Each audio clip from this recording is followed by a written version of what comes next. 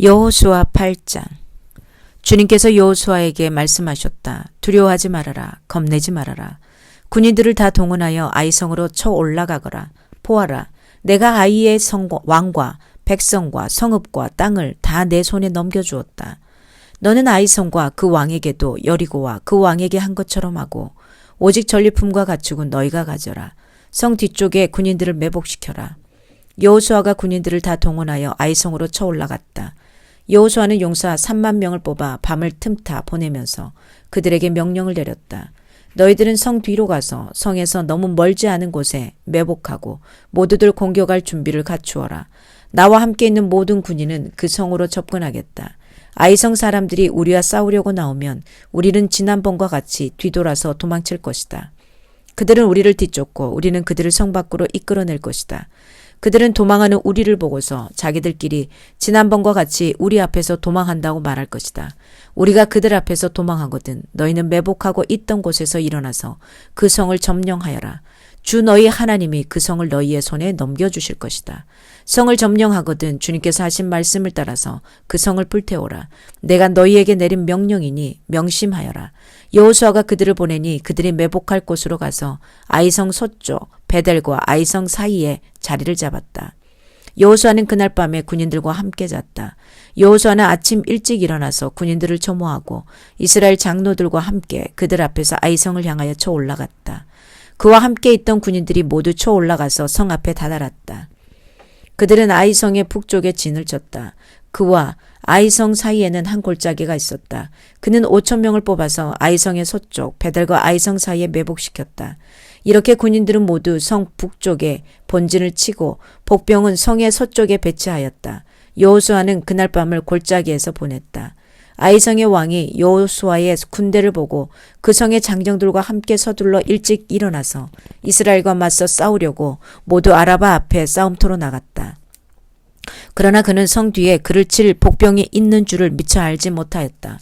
여호수아가 이스라엘 온 군대가 그들 앞에서 패하는 척하며 광야길로 도망쳤다. 그러자 성 안에 있는 모든 백성이 동원되어 그들을 따라잡으려고 여호수아의 뒤를 쫓았다. 그들은 성으로부터 멀리 떨어졌다.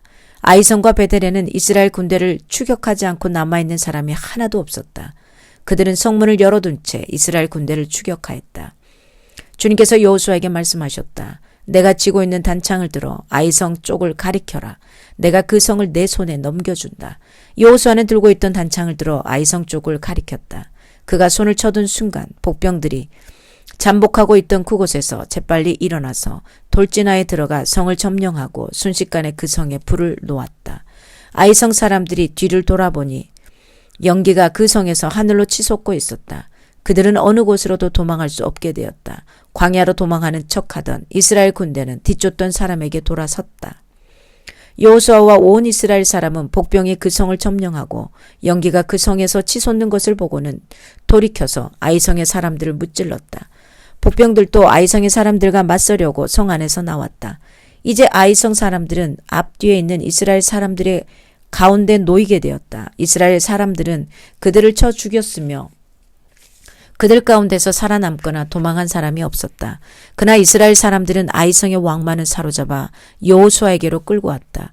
이스라엘 사람은 광야 벌판에서 자기들을 뒤쫓던 모든 아이성 주민을 다 죽였다. 그들이 모두 칼날에 쓰러지자 온 이스라엘 군대는 아이성으로 돌아와서 성에 남은 것을 사람을 칼로 죽였다. 그날 아이성 사람 남녀만 2천 명을 모두 쓰러뜨렸다.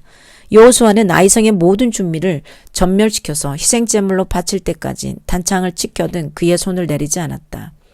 오직 가축과 그 성의 전리품은 주님께서 여호수아에게 명하신 말씀대로 이스라엘이 차지하였다. 여호수아는 아이성을 불질러서 황폐한 흙더미로 만들었는데 오늘날까지 그대로 남아있다. 여호수아는 아이성의 왕을 저녁 때까지 나무에 매달아 두었다가 해가 질 때에는 사람들에게 명령을 내려 나무에서 그의 죽음을 끌어내려 성문 어귀에 내버리게 하였다.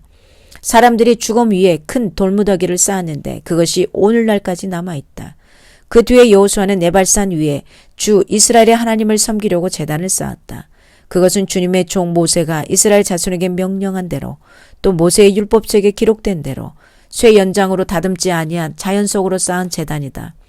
그들은 그 위에서 번제와 화목제를 주님께 드렸다. 거기에서 여호수아는 이스라엘 자손이 보는 앞에서 모세가 쓴 모세의 율법을 그 돌에 새겼다. 온 이스라엘 백성은 장로들과 지도자들과 재판장들과 이방 사람과 본토 사람과 함께 궤의 양쪽에 서서 주님의 언약궤를 맨 레위 사람 제사장을 바라보고 서 있었다.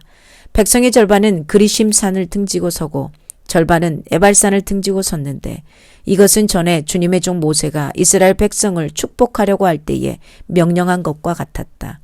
그 뒤에 여호수아는 율법책에 기록된 축복과 저주의 말을 일일이 그대로 낭독하였다. 모세가 명령한 것 가운데서 이스라엘은 온 회중과 여자들과 아이들 그리고 그들 가운데 같이 사는 이방 사람들 앞에서 여호수아가 낭독하지 않은 말씀은 하나도 없었다. 아멘. 하나님의 말씀이었습니다.